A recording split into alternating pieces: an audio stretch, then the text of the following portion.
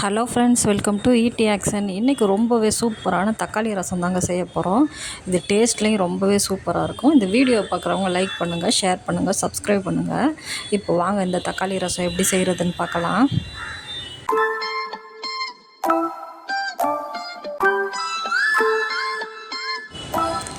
இப்போ இந்த தக்காளி ரசம் செய்கிறதுக்கு ஒரு பாத்திரத்தில் இப்போ தக்காளி சேர்த்துக்க போகிறோம்.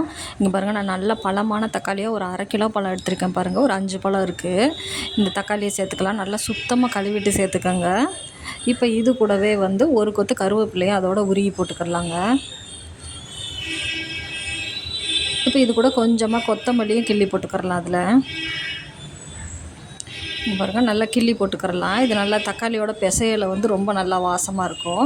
இப்போ இது கூடயே தேவையான அளவு உப்பு போட்டுக்கிறலாங்க. உப்பு ஒரு 1/2 ஸ்பூன் அளவுக்கு நான் சேர்க்குறேன்.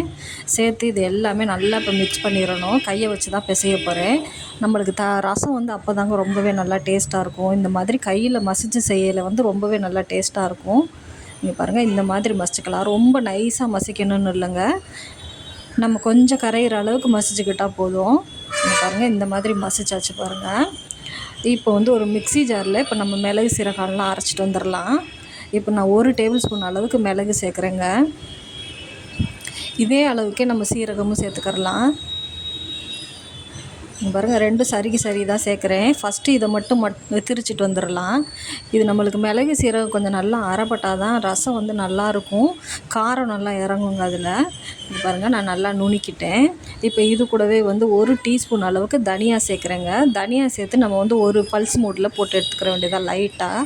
இது நைஸாக அரைக்கணும்லாம் இல்லை, குறப்பாக அரைச்சிட்டு வந்துட்டால் போதும். இங்கே பாருங்கள், இந்த மாதிரி அரைஞ்சிருச்சு பாருங்கள், ரொம்ப நைஸாக இல்லை. இப்போ இது கூடவே ஒரு 12 பல் பூண்டு சேர்க்குறேங்க. தோல் எடுக்காமல் அப்படியே தான் சேர்க்குறேன். இப்போ பச்சை மிளகா நம்ம காரத்துக்கு ஏற்ற மாதிரி ஒரு 4 மிளகா சேர்க்குறேங்க.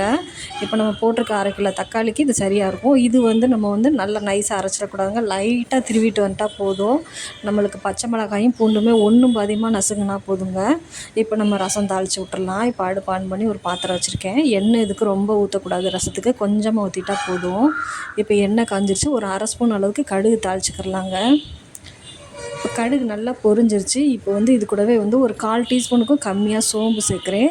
கொஞ்சமாக வெந்தயம் சேர்க்குறேங்க. சோம்பு எதுக்காக சேர்க்குறோம்னா ரசம் நல்ல ஸ்மெல் கொடுக்கும், நல்ல டேஸ்ட்டு கொடுக்குங்க அந்த சோம்பு போடுறதுனால. இப்போ 2 காஞ்ச மிளகாய் எடுத்து கிள்ளி போட்டிருக்கேன். இதுவும் போட்டு இது எல்லாமே நல்லா பொரிஞ்சிட்ருக்கு. இப்போ இது கூடவே 1 கொத்து கருவேப்பிலையும் சேர்த்துக்கிறலாங்க. சேர்த்துட்டு இப்போ பெருங்காயத்தூள் சேர்த்துடணும். இப்போ எண்ணெயிலேயே பெருங்காயத்தூள் சேர்த்து வதக்கிட்டோம்னா தான் நல்லா வாசமாக இருக்கும். ஒரு 1/4 ஸ்பூன் அளவுக்கு சேர்த்துக்கிறலாங்க. 1/4 டீஸ்பூன் அளவுக்கு சேர்த்துக்கலாம் பெருங்காயமும்.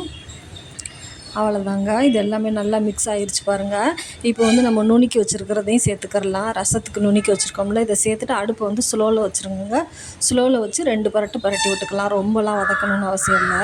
இங்கே பாருங்கள், இந்த மாதிரி பச்சை மிளகாயும் பூண்டும் ஒன்றும் பாதியமாக நசுங்கி இருந்தாலே போதும் நம்மளுக்கு. இப்போ நம்ம தக்காளி மசிச்சு வச்சுருந்தோம்ல, அந்த தக்காளியும் இதோடு சேர்த்துக்கிறலாம். சேர்த்து லைட்டாக கொஞ்சம் வதக்கிட்டோம்னா கொஞ்சம் நல்லாயிருக்கும் டேஸ்ட்டு. தக்காளி எப்போயுமே ரசத்துக்கு எடுக்கையில் பழமாக எடுத்துக்கிட்டிங்கன்னா நல்லா டேஸ்ட்டு கொடுக்குங்க உங்களுக்கு. நம்மளுக்கு கையால் மசிக்கிறதுக்கும் கொஞ்சம் நல்லா ஈஸியாக இருக்கும். இங்கே பாருங்கள், இந்த மாதிரி கொஞ்சமாக வதக்கி விட்டுக்கிட்டால் போதும், நல்லாயிருக்கும். இந்த பச்சை வாசம் கொஞ்சம் போயிடுங்க. பாருங்கள், லைட்டாக கொதி வர ஆரம்பிக்குது. இப்போ இந்த நேரத்தில் நம்ம தண்ணி ஊற்றிக்கிடலாங்க. தேவையான அளவு தண்ணி ஊற்றிக்கிடலாம், நம்மளுக்கு ரசத்துக்கு தேவையான அளவு. இப்போ இந்த ரசம் நல்லா ஒரு 6-7 பேர் சாப்பிட்லாங்க தாராளமாக. அந்த மாதிரி தான் வைக்கிறேன் நான். நம்ம 1/2 கிலோ பழம் எடுத்தோம், அதுக்கு இவ்வளோ தண்ணி ஊற்றி நல்லா தாராளமாக வைக்கலாம். இப்போ இதுக்கு தக்காளி நம்ம அதிகம் சேர்த்துருக்கனால புளி ரொம்ப கம்மியாக சேர்க்கணுங்க. ஒரு சின்ன நெல்லிக்காய் சைஸ் அளவுக்கு தான் புளி சேர்க்குறேன்.